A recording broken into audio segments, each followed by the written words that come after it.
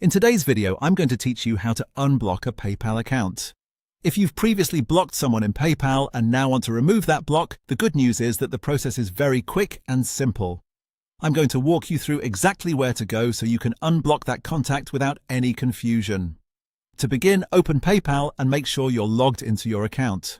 Once you're on the main screen, look for the Send and Request section. This is the area where PayPal manages payments, requests, and your saved contacts, so that's where you'll need to start. After you open Send and Request, go to the Contacts tab.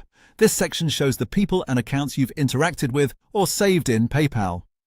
If you've blocked someone before, their information won't appear like a normal contact in the main list, so you'll need to open the Blocked Contacts area to find them.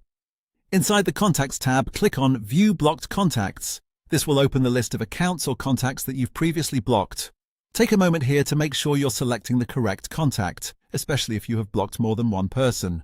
Once you find the contact you want to restore, simply click Unblock next to their name. After that, the block will be removed and that contact will no longer be restricted in your PayPal account. And that's it. Once you click Unblock, the change is usually applied right away. If you don't see the update immediately, try refreshing the page or closing and reopening the app. Also, keep in mind that unblocking a contact does not automatically send them money or re-establish any transaction on its own. It simply removes the restriction so you can interact with that account again if needed. If you're using a mobile device, the wording or layout may look slightly different depending on your app version, but the general path is the same.